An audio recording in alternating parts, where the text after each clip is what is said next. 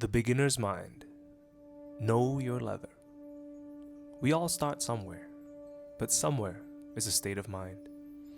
The beginner's mind. Picture this. It's the first time you walk into your local leather supplier.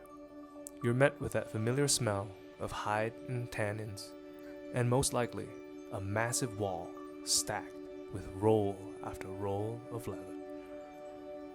You're immediately hit by one of two emotions: overwhelm or ecstasy.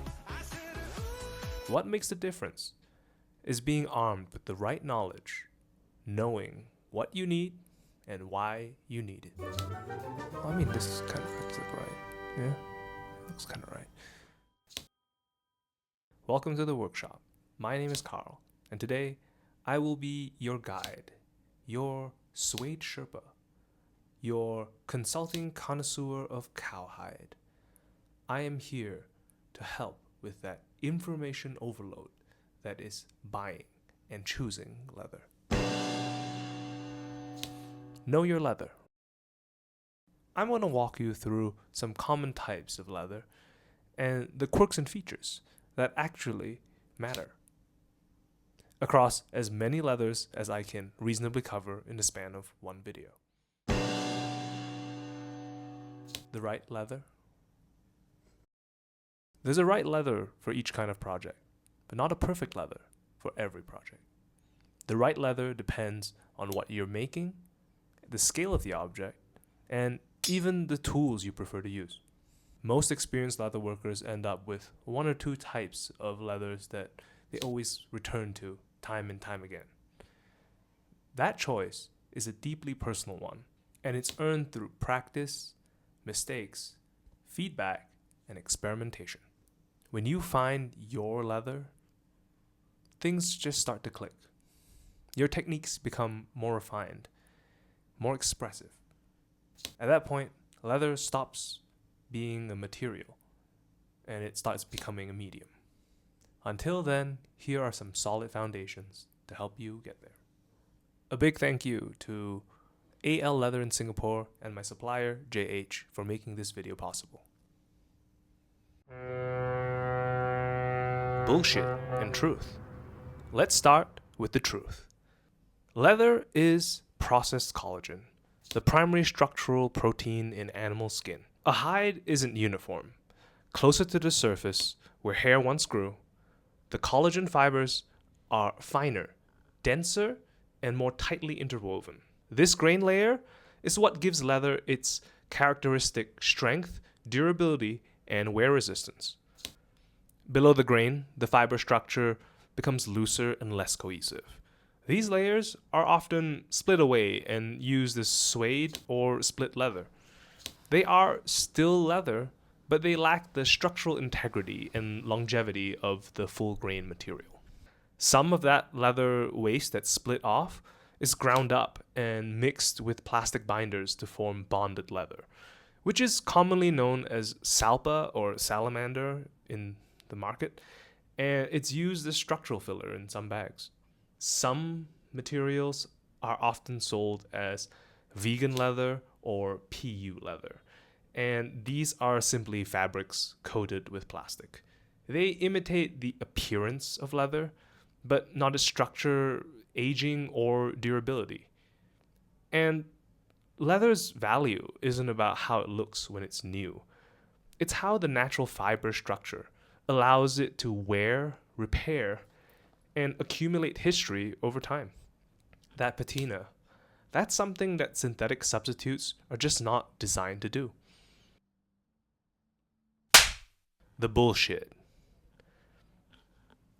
The leather world is also full of misleading terms. Vachetta, full grain, top grain, protein leather, genuine leather. All of the things you could walk into your supplier's store and ask for, none of these are worth the saliva. Almost all real leather, everything except suede, is technically top grain and made of protein. When these terms appear on labels, they're usually doing marketing work, not educational work. And vachetta, that one deserves some special attention. It's not a category of leather at all. It's just a name attached to some specific article of vegetable tan leather from one specific tannery that escaped into the wild and then became a magic word. If you truly want to understand leather, most of these terms are just noise. Learning how a hide behaves, how it's tanned, how it's finished, and cut will save you and your supplier a whole lot of unnecessary conversations. How to find your leather. The basics start with tannage, how the hide was processed. Almost every leather you will encounter falls into one of three categories: vegetable tanned, chrome tanned, or combination tanned. Vegetable tanned. Vegetable tanned leather is typically stiffer, heavier, and more structured. The colors tend to be warm and earthy, and it develops a patina more strongly over time compared to other leathers. It's the only type of leather that can be burnished to a high gloss, and it's great for beginners who are still learning how to finish edges. When people think of traditional craft leather, this is usually what they're picturing. It's a natural vegetable tan leather, firm in the hand, and built to hold its shape. Chrome tanned. Chrome tanned leathers are lighter, softer, and more flexible. It can sometimes have a slightly chemical smell, and the process itself is faster and cheaper. And that usually makes these leathers more affordable, and that is why they're commonly used on big projects like sofa upholstery or clothes or anything that needs to drape or move really easily. Combination tanned. Combination tan leathers use both processes to balance structure, softness, durability, and color. They're often more expensive, but also more versatile. Most high-end luxury goods fall into this category because they offer strength without stiffness, and they're much better suited for long-term wear with less maintenance. None of these are better than any of the others. They're just different mediums. The right leather depends entirely on what you're making and how you work. Once you understand tannage, suppliers usually move the conversation in a predictable direction. We talk about temper, finish, and thickness. That's where the leather really starts to become yours. Temper. Temper is how stiff or flexible a leather is. It's largely baked in. A hard temper leather will stay firm no matter how thin you split it, while a soft leather will always want to collapse back onto itself. This is one of the most important decisions you'll make. It's like choosing between a hardwood and a softwood in furniture making. You're not asking which is better. You're asking which one behaves the way your project needs. The leather on screen is Butero by Concheria Walpier. Concheria is just Italian for tannery. It's well known for its hard temper and excellent color range. It comes in smooth and printed versions, and it responds well to many beginner-friendly processes like wet molding and stamping.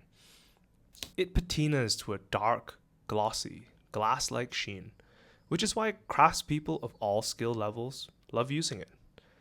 If you're just starting out and don't know what to choose, this is a very safe place to land. It's predictable, durable when cared for, and works especially well for small goods like wallets and card holders. If that feels too stiff, milled leathers are the next step. These hides are tumbled after tanning, which softens them and brings out the natural grain. That makes them better suited for bags, jackets, and upholstery. In general, softer leathers are harder to cut and control, which is why I don't usually recommend them for beginners. I personally use a milled article as my main leather.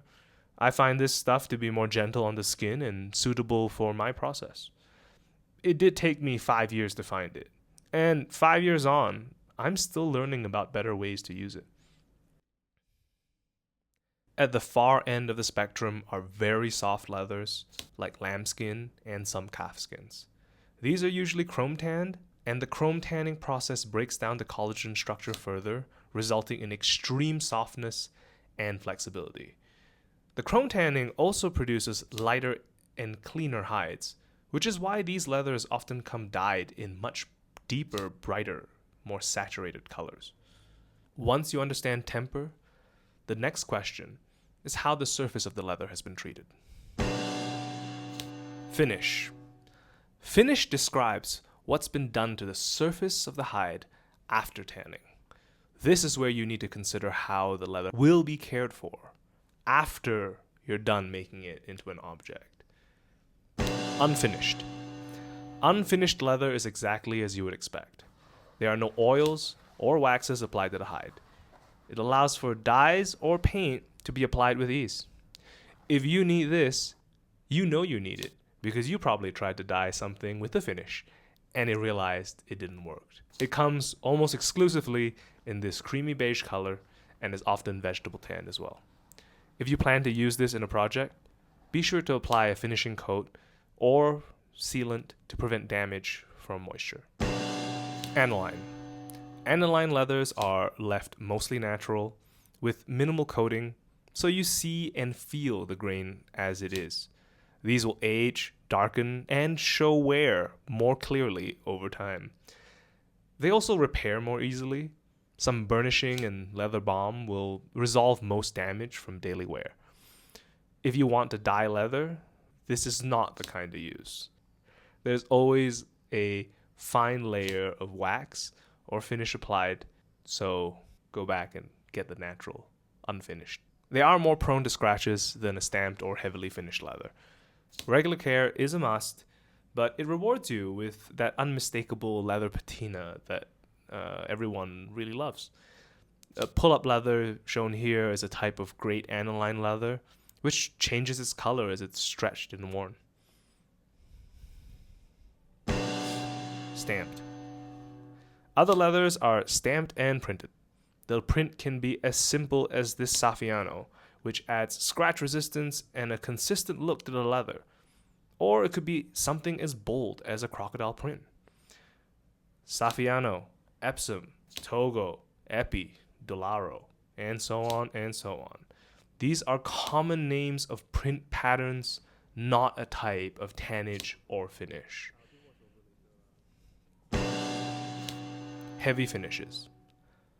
A heavy finish can add uniform color, texture, and water resistance, but it also changes how the leather feels, how it wears, and how it can be repaired. Most heavily finished leathers are more difficult to repair.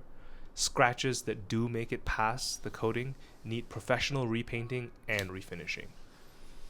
They generally look the same now as they will in 5 to 10 years, and the painted surface retains its tone and color for much longer than other leathers. Zermatt is a type of heavily finished combination tan leather that is basically as waterproof as rubber. It also kind of feels like rubber and is equally hard to cut.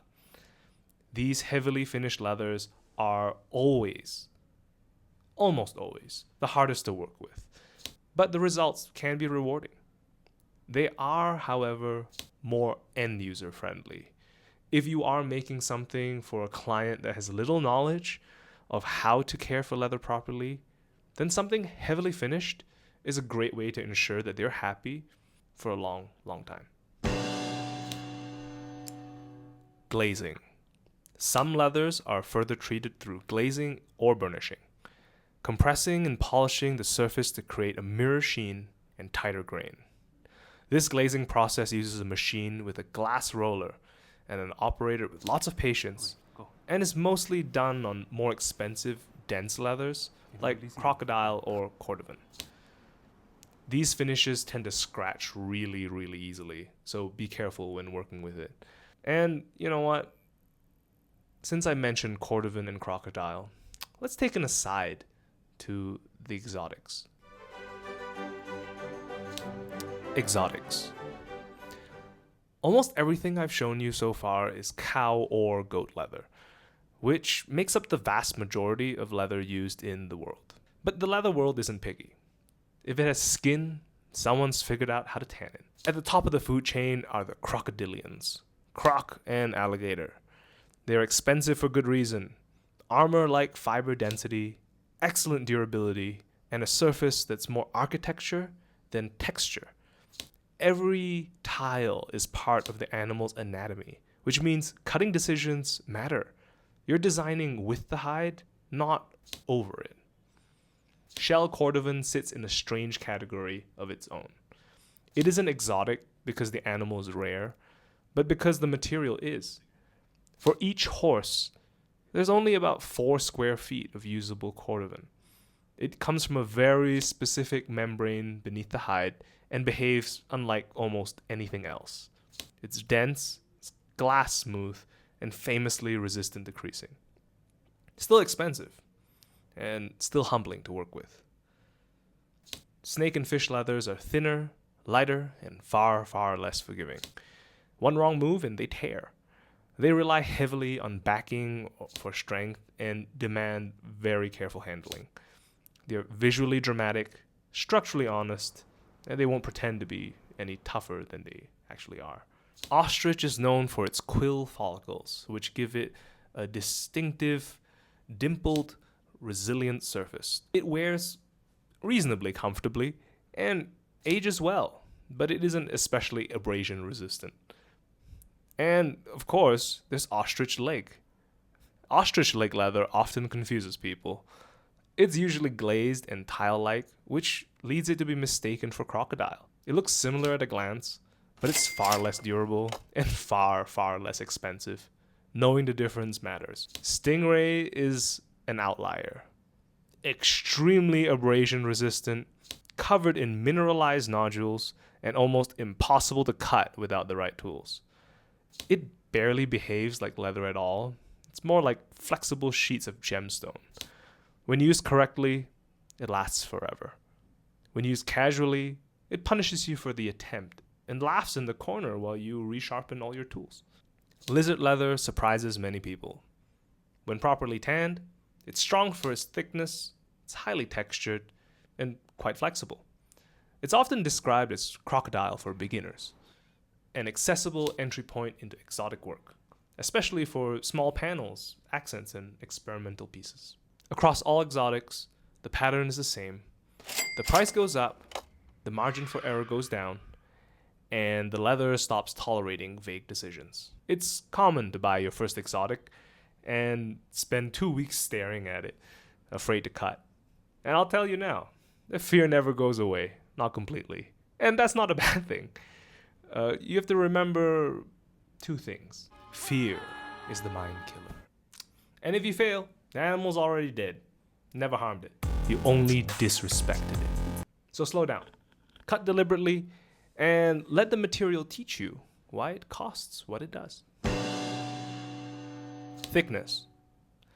One last variable that matters more than people expect is thickness.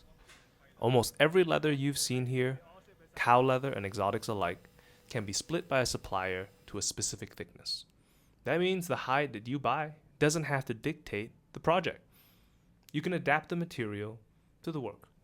A 3mm piece of vegetable tan leather might be perfect for a belt or a box, but it's usually overkill for a wallet. It's even overkill for a bag, honestly. Most leather goods are lined, and once you start stacking layers, the thickness adds up quickly. In practice, many finished pieces have layers that live somewhere between 0.5 millimeter and like 1.5 millimeters. It's numbers somewhere here. Thinner leather isn't automatically better. As the material gets thinner, it becomes harder to glue cleanly, and it's also easier to stretch out of shape, and it's also less forgiving of sloppy handling. For beginners especially, slightly thicker leather is easier to control, even if it does result in a bulkier final object. So think about scale, and think about how many layers you're stacking, and also be honest about your skill level. The goal isn't to use the thinnest leather possible, it's to use the thickness that lets you execute your work cleanly.